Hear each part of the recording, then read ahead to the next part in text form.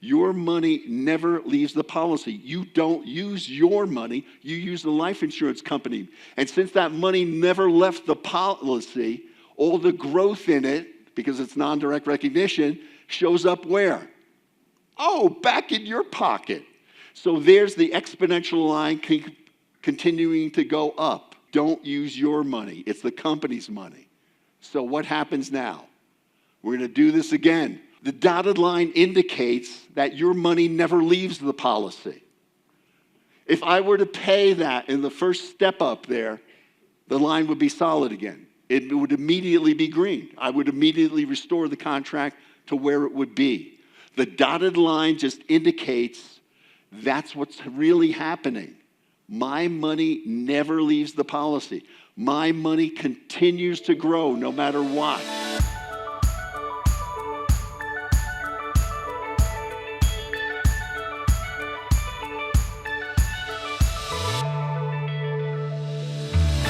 Hello, Money Multipliers. Welcome back to another episode of the Money Multiplier podcast. I'm your host, Hannah Kesler, and we ask ourselves, do our dollars make sense? Today, I have an exciting topic, and I'm actually bringing on a very seasoned person that has been in the life insurance world for a long time and has even worked alongside Nelson Nash and is truly responsible for bringing the power of overfunded whole life insurance into the home offices of these mutually owned insurance companies. Y'all are going to meet Mr. Marty Smith. Marty lives in New York City, and he's a wealth of knowledge, and he's so much fun to hang out with, let me tell you. But Marty came out to Denver to the Money Multiplier Mastermind event, and he had 2 sessions. I'm going to release one of the sessions that he did on day 2, which is financing your transactions and how to get all the money back. Plus, how can I do that same thing during my life with this one policy, and then also use that same policy to produce myself tax-free income during retirement. So Marty is a great teacher. He's been around the block. He knows his stuff, and he really knows how to break down this concept very, very simplistically. Simplistically, am I saying that correctly? Yeah, comment down below. You'll tell me. So pay attention. Marty's going to come on and he's going to share this powerful information. And hey, if you are listening to this on audio today, I would maybe encourage y'all to hop over to the YouTube channel, the Money Multiplier podcast, because we are going to be going through some illustrations today. All right, without further ado, let's get into the episode. I don't know if you've heard of him, but he's a big deal in New York City and state. Ladies and gentlemen, coming up for a deep dive, we're going to see some of his numbers and some of the personal stats that has made this man and took him to the top of the mountain. Ladies and gentlemen, from Security Mutual Life, give it up for Marty Smith. Okay. Come on. All right. Very good. Thank you. Okay. All right. Well, this is a familiar position. They must think everybody needs to be woken up. So I'm glad to be here. So we'll see how that goes. What I'm going to show you today is what I call my classic presentation of how infinite banking works, because I work in the city of New York, which people just can't seem to understand this concept. It's a pretty amazing thing. They just don't get it. They just don't understand that life insurance is an asset. Dividend paying whole life insurance is an asset. They think it's an expense. And people my age, older than me, they just can't get it out of their minds. Like, that's how it works. So the first thing I was going to say is that at Security Mutual, we call it capitalized whole life, because to use the word bank in terms of a life insurance product, no banks like to hear that. Banks love to use life insurance policies. That's where they put all their tier 1 capital. They store money like that. But we use the term capitalized whole life because this is what it's all about. You need to capitalize your policy in order to create the cash values and the death benefit that it's going to grow.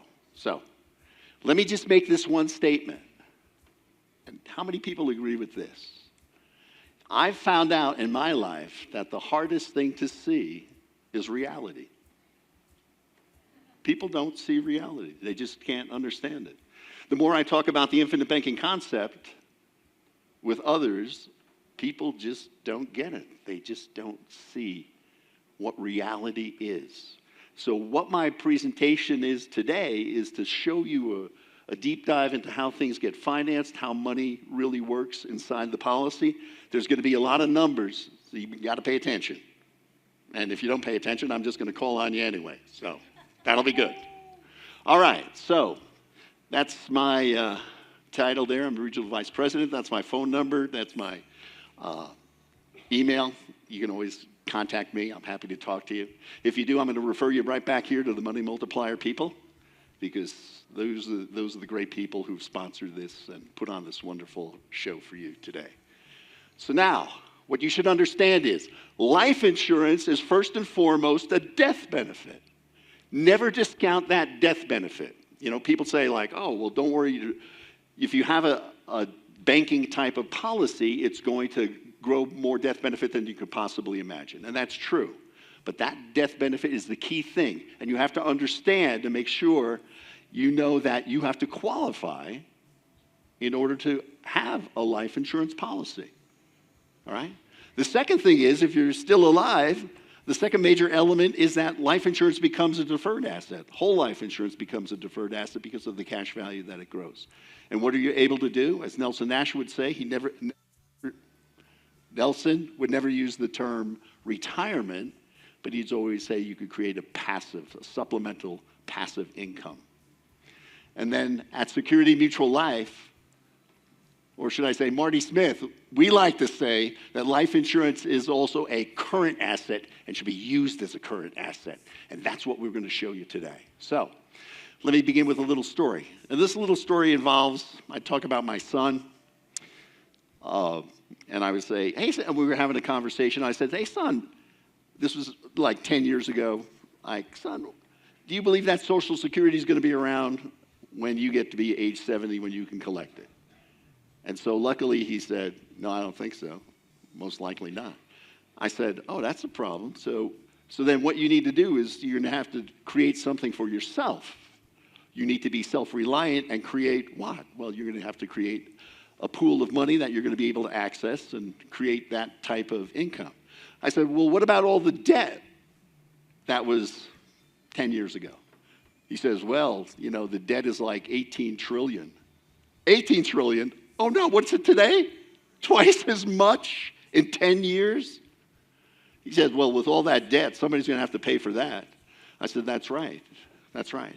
So what you need to do in order to replace Social Security, for instance, you'd have to put as much money away as you can right now, as fast as you can, for as long as you can, in order to replace that. All right? So how are we going to do that? Oh, I know. We're going to buy life insurance, whole life insurance. So this is what the illustration looked like back then. For a male 30 standard non-smoker, this is what I call the spec box over here, your initial annual premiums and coverage amount summary. So I said, all right, let's do between you and your wife, whatever, you can put away about $1,000 a month or $12,000 a year. So we'll start with a $500,000 death benefit. The annual premium for that is $4,310. There's a $75 annual policy fee. And then we're going to put $7,615 into the paid up additions rider, right? And if you don't understand what paid up additions rider is, paid up additions is going to buy a death benefit. So that for a male standard non-smoker, $7,615 immediately buys how much? Say it louder. 40,000, right? Oh, that's not bad. So that's instantly there. So then the total death benefit would be the base death benefit of the policy plus the PUA death benefit initially, right? Everybody with me? Everybody got it? So now what's that going to look like? Dad, I'm putting away $12,000. What's it going to look like? Okay. So we're going to put, in the first year, you're going to put in $12,000, and what shows up immediately on a guarantee basis, total surrender value is what? $7,251. Cool, right? On a guarantee basis, on a non-guarantee basis, what is the total surrender value? $73.57. Oh, what was the dividend in the first year? 106. So if you add 106 to the guaranteed total surrender value there, what does it add up to? Oh, 7,357. That's it. It's arithmetic. The illustration is always going to be arithmetic. Simple, easy arithmetic that even an adult, like some of the people I'm looking at right now, can understand. So that's it. So what's going to happen there is, all right, well, how is this going to perform? So after 10 years, how much premium have you put in the contract? Say it louder. 120,000. What is the guaranteed cash value, total surrender value in year 10? What? Every dollar you put into the policy is there on a guaranteed basis? Is that a good deal or a bad deal? What is the non-guaranteed? 128. Now, we were talking about policies before, right?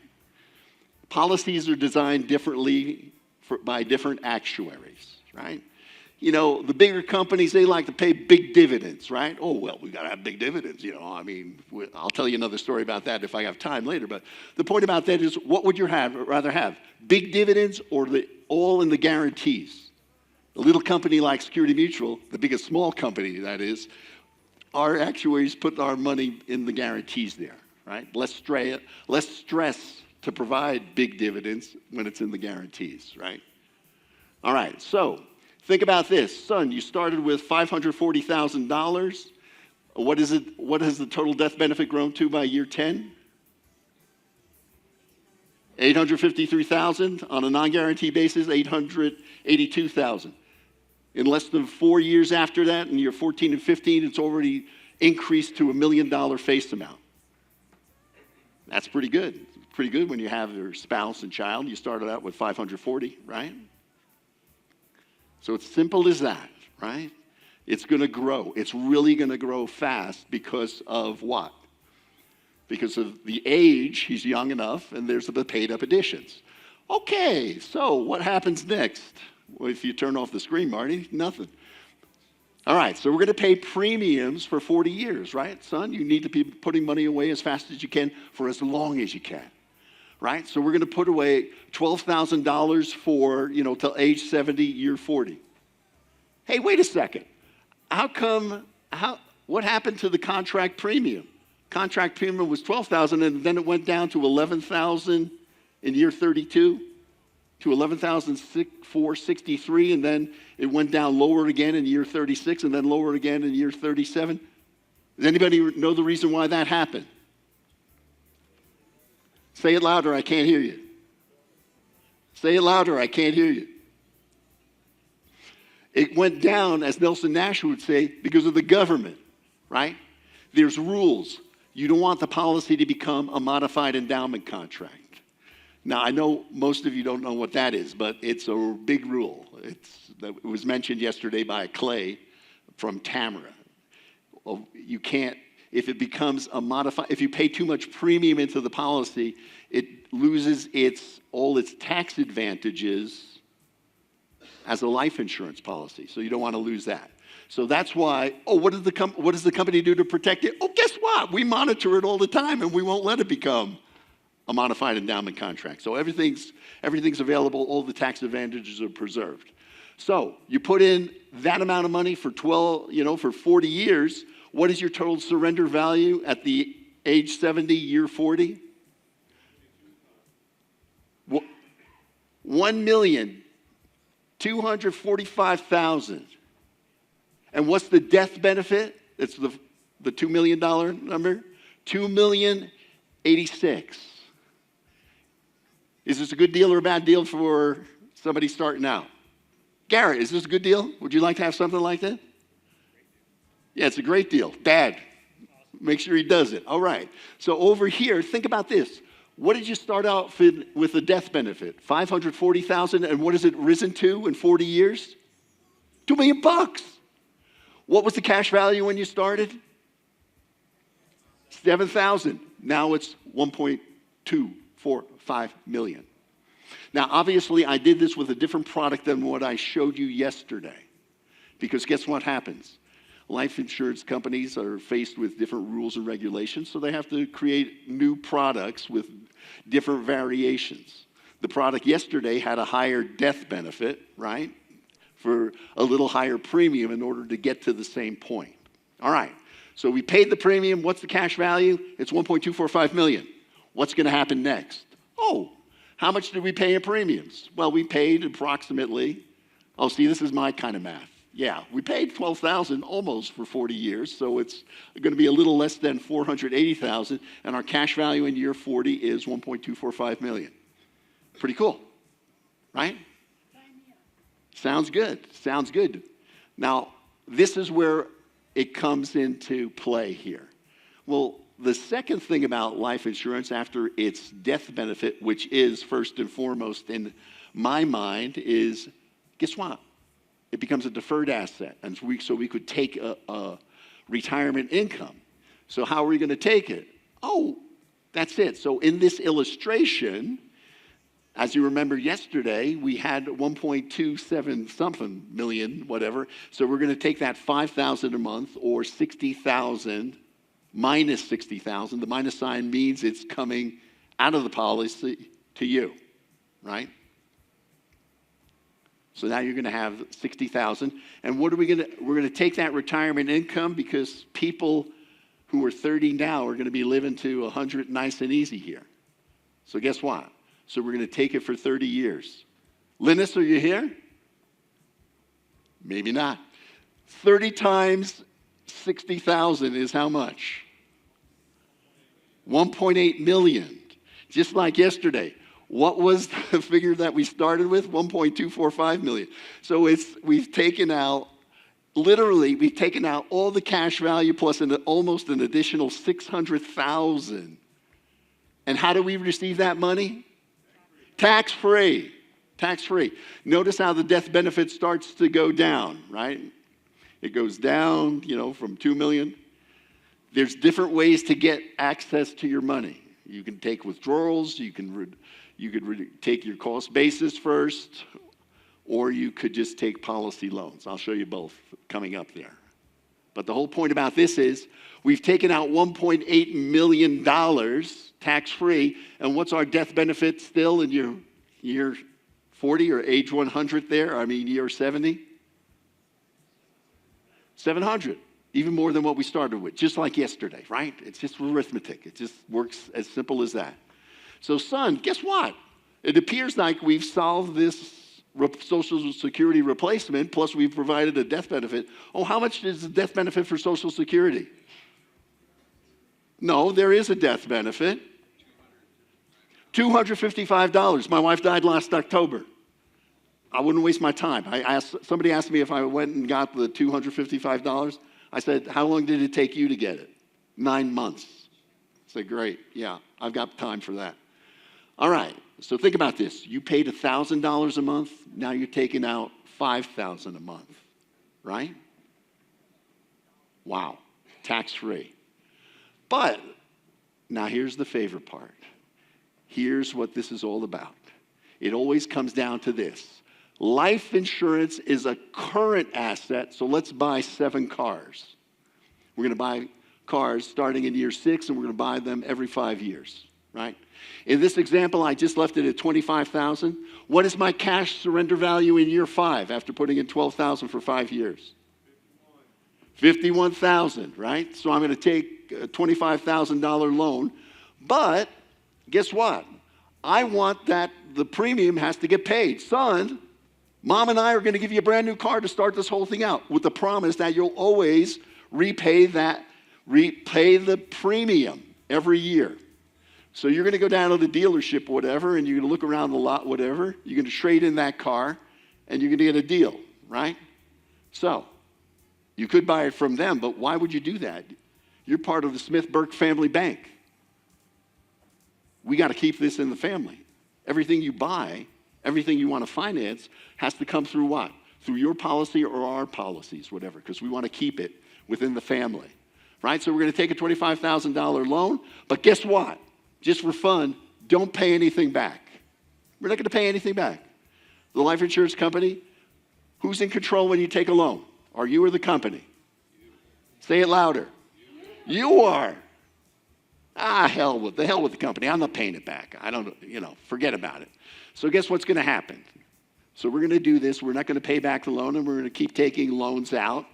I had to skip a few years in between there, 10 years in between, because I wanted the slide to be bigger. Very practical, all right?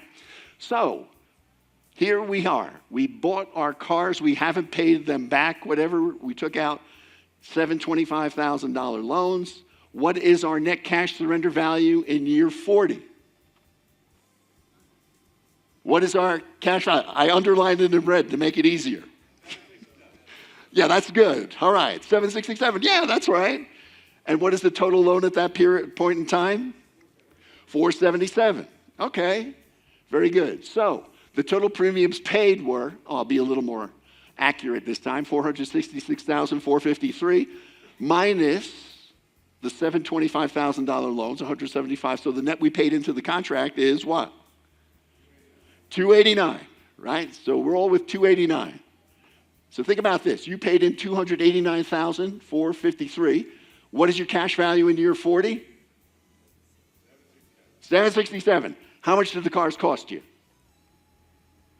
Somebody answer me. How much?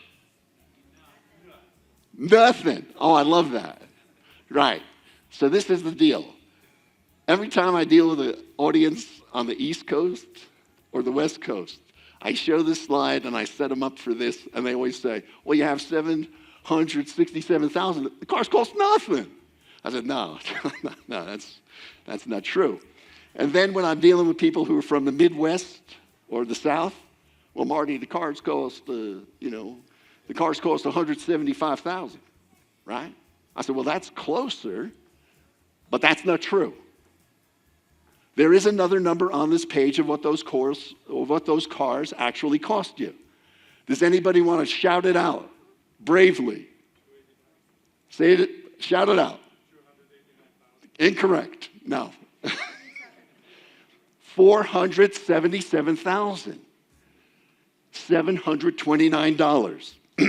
Excuse me. That's what the cars really cost. Right? The cars cost $477,790. Wait a second.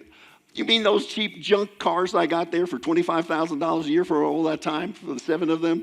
That really cost me $477,000? I go, yeah. Hey, Money Multipliers, pardon the interruption, just really quick. I want to get real with y'all. If you've been carrying around this weight of your financial life by yourself alone, the stress, the confusion, that feeling that you should be farther ahead than where you're at right now, you don't got to keep doing things the hard way. Money Game Live in Tampa, this is a space where people come to finally break free, to rewrite their money story, to stop surviving and start building the life they know that they're meant for. And I'm telling you that something powerful happens when you get into a room of people who are done playing small, who are ready to take back control of their future. You see what's possible. You get the clarity. You meet the people who have done it and been there before. And then you start to feel the hope again. But Tampa is just a couple of months away. It's coming up very, very close, and seats are disappearing. So if this is something that's been kind of whispering to you, hey, I need this, listen to that gut feeling.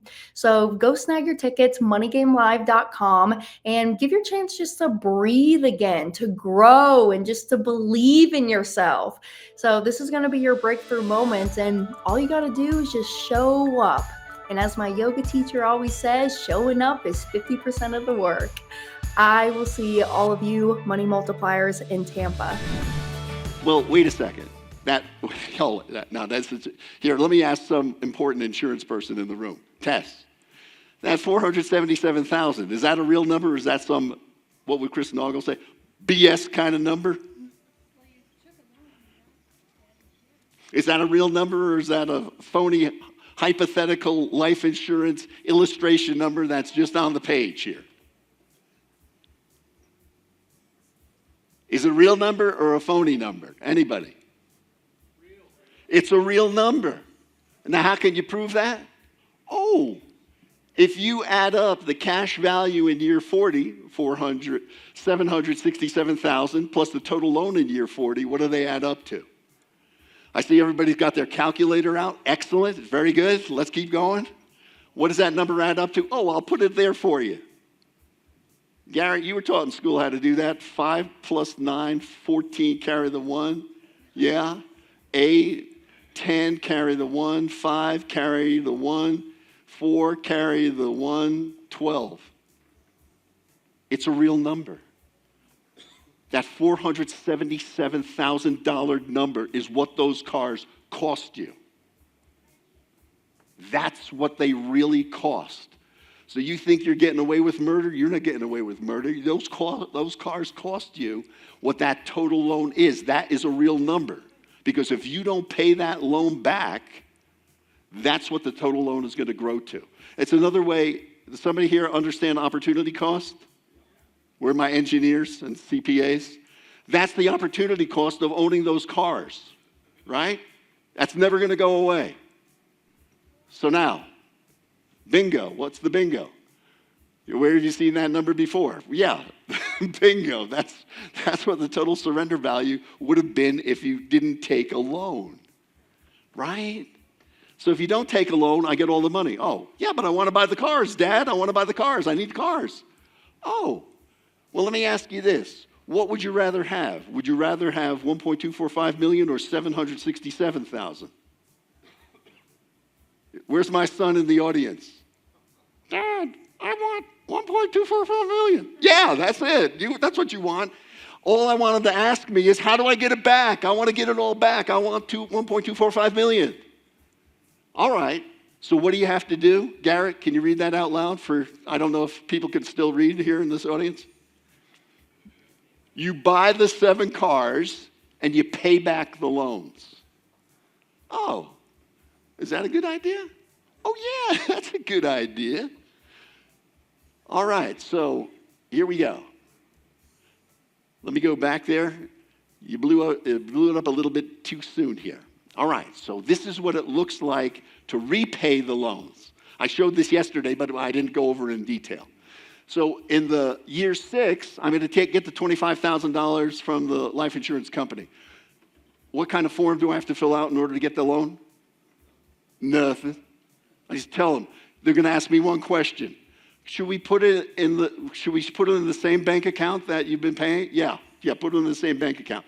Today is good or tomorrow morning? Whatever convenient for you. That's good. Now, it's a 5% loan at this point in time on this illustration. So 5% of 25,000 is how much? $1,250, right? So I also, loan repayment, I didn't repay the loan, just like yesterday. Why didn't I repay the loan? Could I have repaid the loan? Yeah, of course. But I didn't want to because I'm a nasty guy. I'm mean Marty Smith. I don't want to pay the loan back right away.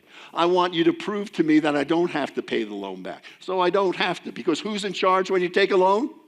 You are. Why do you want to become your own banker? Who do you want to be in control of your money? Who was talking about yesterday? Edward, the brokerage account place? Yeah, great. All right, so now if you don't repay the loan, what happens to the loan interest? It accrues to the loan principal. So now you have to pay back, right? The $26,250, right? The minus 13 is the company gave you 25,000, you gave them 12. Subtract those, and that's how you get the negative 13,000, right? That's what it looks like to the life insurance company. So we want to repay the loan. So we look under loan repayment, right? So we're going to have to pay like $600 a month. Could I have made it more precise so it would be exactly the same? Yeah, I could have, but why waste my time? $600 is close enough. So we're going to pay 600 times 12 equals how much? 7,200. 72, 72, 72. Plus then just to pay off the remainder there, it's 6,555, right? So you're going to pay that $600 a month to whom? Anyway, if you bought it from the dealership, right? You're going to pay it to the dealership or back to the bank. But you've become your own banker. So who are you going to repay it to? To the life insurance company. So it's the 7,200 plus the 12,000 equals what? The 19,200. Everybody with me? Everybody understand that? Tyler, do you understand that? That's how it works, right? All right, so we're going to add up those loan repayments. So how much does it cost to repay the first loan? $28,155. What was the original loan? 25. All right. So what did you pay in loan interest? $3,155. Right? So $3,155. Wait a second. Didn't you say that was a 5% loan, Marty? You're just a damn liar. No, for 5% loan, simple interest here that only accrues at the end of the year, it's still $3,155. If you divide $3,155 by $28,155, what does that equal to? That's good. It's very good. Between 11 and 12%, right? So every 11 cents of every dollar you pay back goes towards interest. So what does Nelson Nash say in his book? What's important? The rate of interest that you're charged or the volume of interest that you're charged? It's always the volume. Oh man, I need to get if I don't get a mortgage loan at 3%, I'm never going to be able to do this. No. How much do you pay? How much a mortgage loan is an amortized loan, just like this is. Most of the unlike what this is a simplified loan. A mortgage loan, how much of it goes towards principal and how much of it goes towards interest in the first year? Like 95% of it goes towards interest. What are you repaying? You're not repaying anybody. You're paying interest. Normally, even at 3% interest, 64% of every dollar you pay for that mortgage over the course of your lifetime is interest. Like, what? That's not a good thing. Maybe I should become my own banker. Buy my kids their stuff there. So that's the point. The point about this is you want to be in control. But this is what it costs, right? That's how the life insurance company makes money. The life insurance company makes money by lending you money, their money. Or is this our money? Is this money coming out of your policy? No. This money, you don't use, the whole point about I'm going to show you something else, but the point about this is you don't use your money when you become your own banker. You use the life insurance company's money. You think Warren Buffett uses his money when he wants to buy stuff? No, he collateralizes his bank account. They're willing to give him we'll give you $20 million. Yeah, here's the interest rate. Please pay it back. But he doesn't use his money. That's why he doesn't pay any taxes. So what do you actually pay to the life insurance company when it comes to net cash outlay? All right, now this would be nice if somebody took out a calculator and actually added those numbers up. Minus 13, 19,2, 19,2, 19,2, 18,555. That's your net cash outlay, right? So what does that add up to? Oh, I'm glad I've done this 100 times. Your total net cash outlay is $63,155. How much have you paid in premium during that time? 5 times 12, 60,000. What's the difference? 3,155. And where have you seen that number before? Oh, that's the interest. So what have you paid extra? Just the interest, right? So what do you actually pay to the life insurance company? What is the net cash outlay, right? It's the interest. So think about this.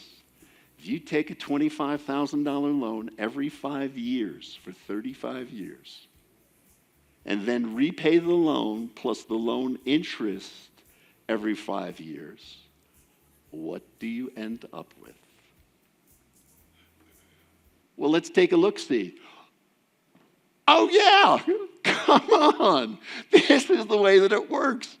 It's the $1.245 million. You've restored the contract.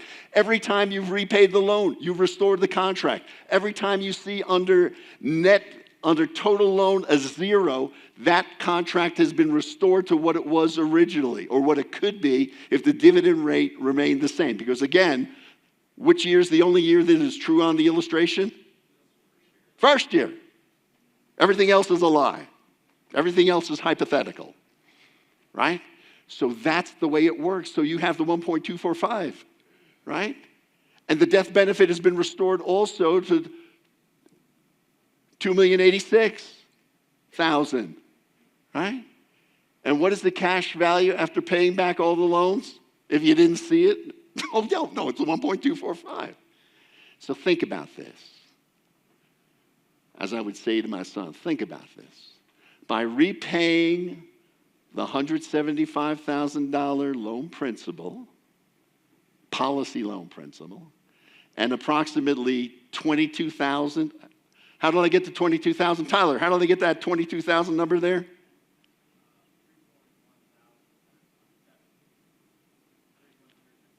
It's exactly right. If you didn't hear him, all I did is multiply by 7, right? I took 7 $25,000 loans. I did it to make it easy, right?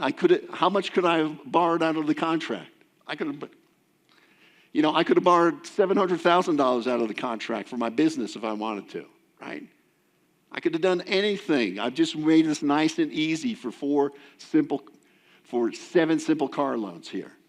So by repaying the $175,000 and approximately $22,000 in total loan interest, I got back $477,000, $729 back in my pocket. And what am I going to do with that? Chris, how many times would you spend $22,000 to get $477? You want to do it every day, if you could. That's what I want to do. So what am I going to do with now that I've restored the contract? Oh, if I want to, I can start taking my passive supplemental income, my retirement income, right? That's how that all works. I could take that tax-favored retirement income. So the question is, over here, let me go back.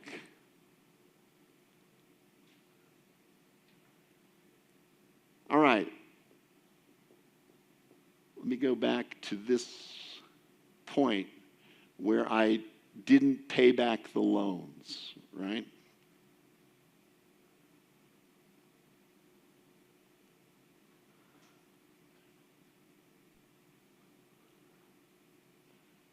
All right. What is my annual dividend in year 10?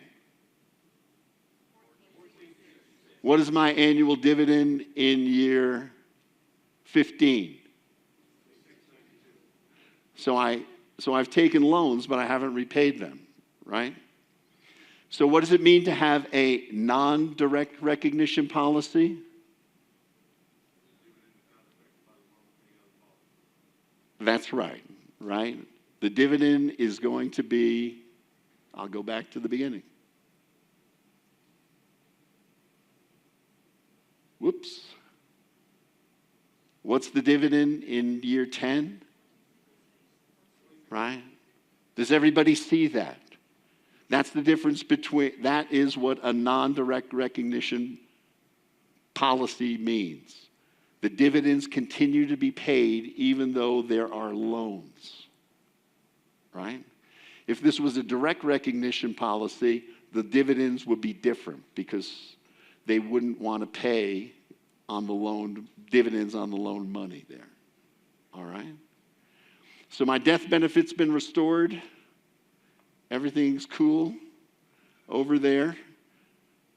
Again, here I didn't pay back the loan. The dividend in year 40 is what? $28,199. Everybody see that? $28,199. But now once I repay that, what is it? $28,199. It's always going to, the dividends are going to be the same if the dividend scale is the same. Right? That's how that works. All right. Are there any questions about this? You know, the light's staring me right in the eyes there. Kate, do you want to speak up? My question is, are most of the policies you write non-direct recognition, or how does that work? It's by company. Say like the 3 companies that the Money Multiplier Well, I'm asking uses. your company specifically. Right. Well, they're normally this series of products, they're all non-direct recognition policies, right? So they have Lafayette Life, One America, and Security Mutual. That's how it works. They're all non-direct recognition.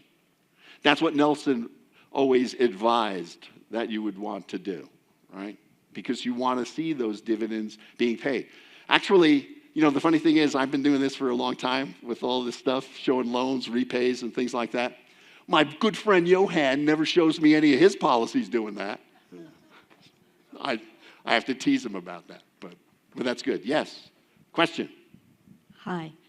Okay, so if the interest is simple annual, my question is, let's say you open a policy and in the 3rd month you take out $25,000, and in the 8th month you pay the $25,000 back. So there's 0 loan on your anniversary date. What's the interest? Well, it'll be how many months? 5 months or so. 5 months. It's prorated. 5 months. 5 months. Divided by the 5%. Whatever it is on a monthly basis for those 5 months. It's as simple as that.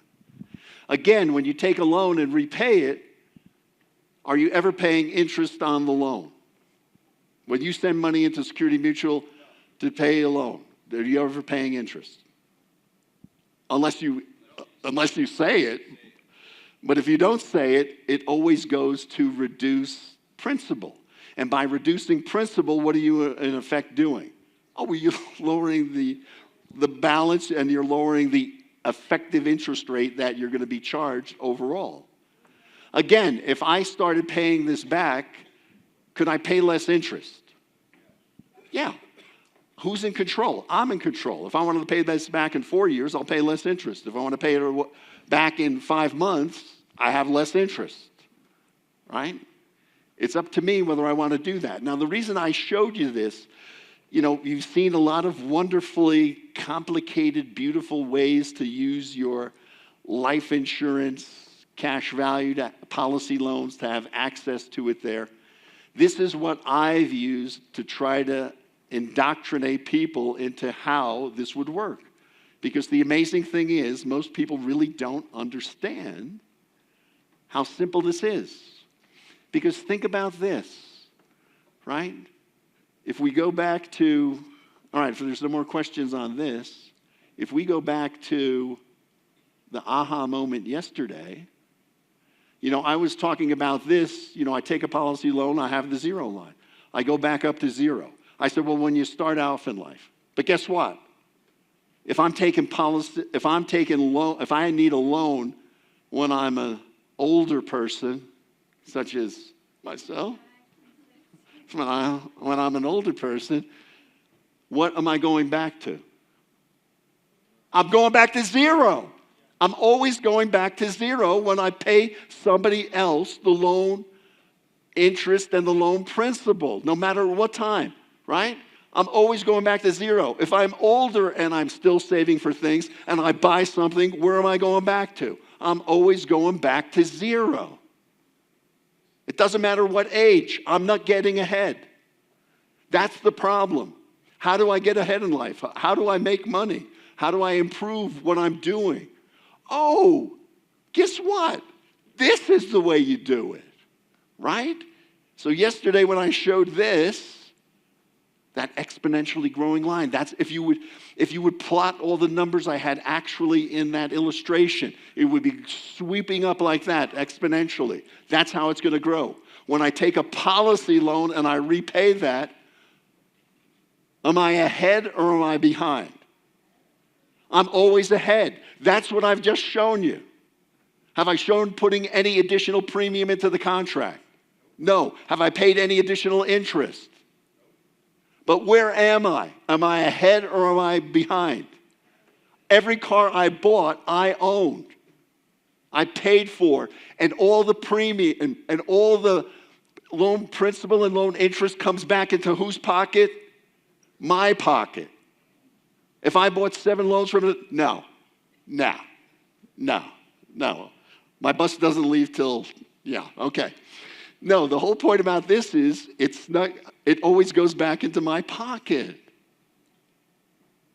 That's the simplest way to become your own banker. Yeah, I'd love to loan $1 million to somebody. Give you that deal, whatever. But then I could do that. But guess what? I financed all my cars using what product? What process? I've become my own banker just for this. Now, next year when I'm invited back, we'll see. We'll see what happens. I have an illustration that shows buying cars, business loans, hundreds of thousands of dollars, paying for college, and then literally putting it all separately. Oh, here's the illustration showing buying cars. Here's paying for my business, and here's paying for college separately, and then I combine them all.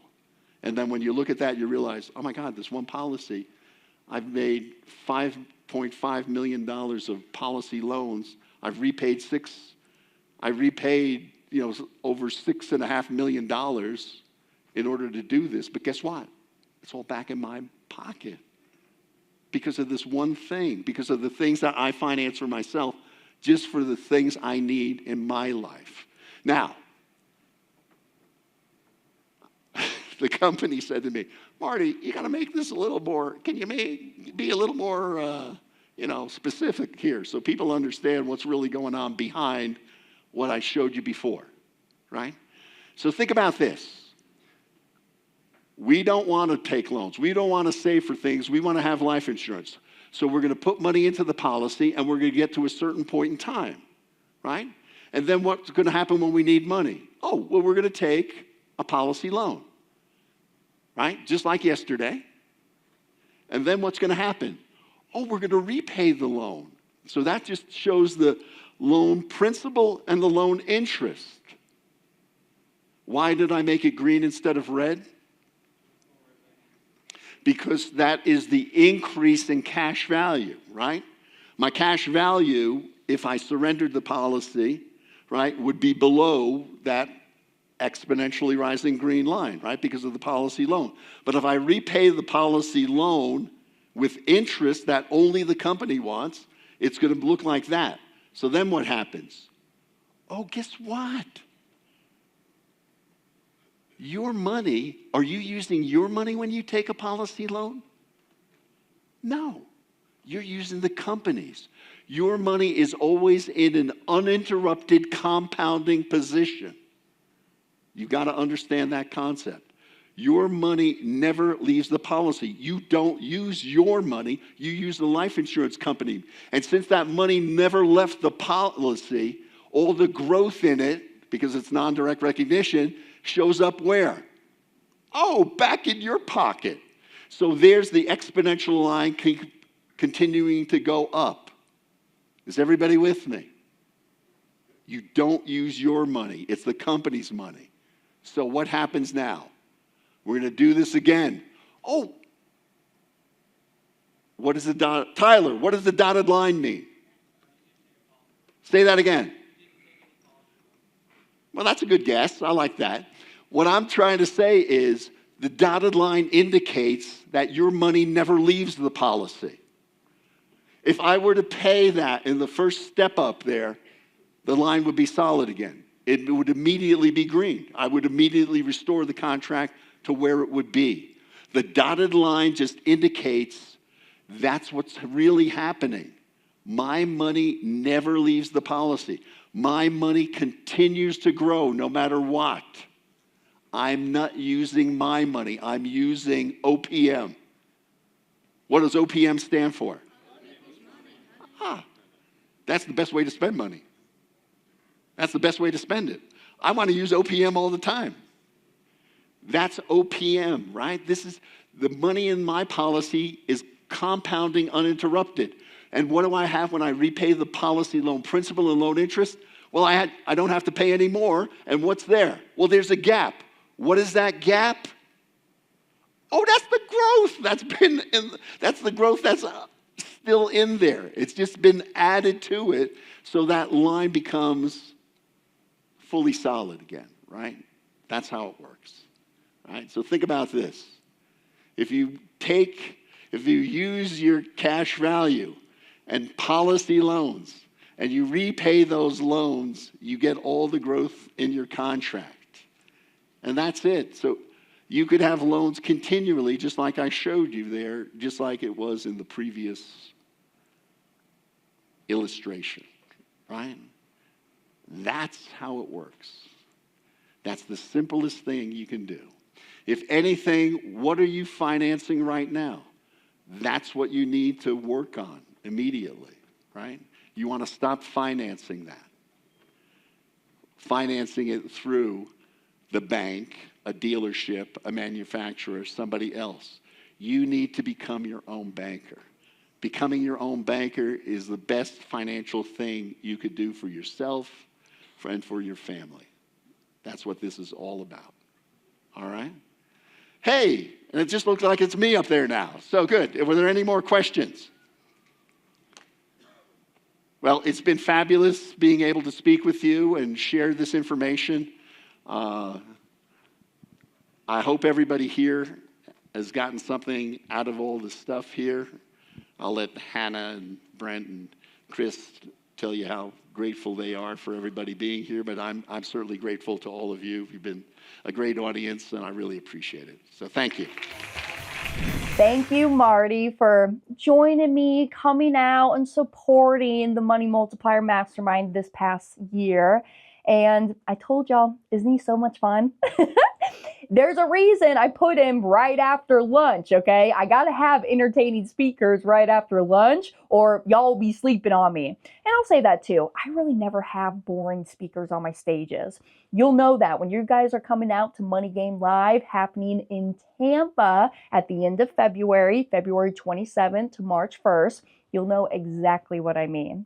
Come and hang out, moneygamelive.com. And again, just want to say thank you, Marty. I appreciate you. You have taught me so much. You are such a kind soul. And I just know, because you can feel that he truly, truly cares about people, about the community, and truly about the power of whole life insurance. He has been doing this for a long time. I got to ask him at some point, hey, Marty, what's the oldest policy that you own? I don't know the answer to that. But there's been some things in his life that have happened that he has needed that cash value to help him survive. Seriously. So this stuff is not on trial. It's not being tested. It has been around for a long time, longer than our tax code's even been here. So I just encourage y'all, take a deeper look into the infinite banking concept, becoming your own banker. You can even shoot me an email, hannah@themoneymultiplier.com. I'll send you over some copies of our ebook, Mapping Out the Millionaire Mystery, What Would the Rockefellers Do? I can even send you my ebook, The Single Millionaire Chick. So just shoot me over an email, request for those, and I'm happy to send them over. But until next week, or unless I'll see y'all in Tampa coming up here soon, moneygamelive.com. Do well, be great, my friends, and I will see you next Tuesday for another episode. Bye, y'all. Hey, y'all, thanks for tuning in to today's episode. If this podcast made you rethink money, the next video over here is going to change how you use and apply this method. So click the videos here to continue your education, and I'll see you next week.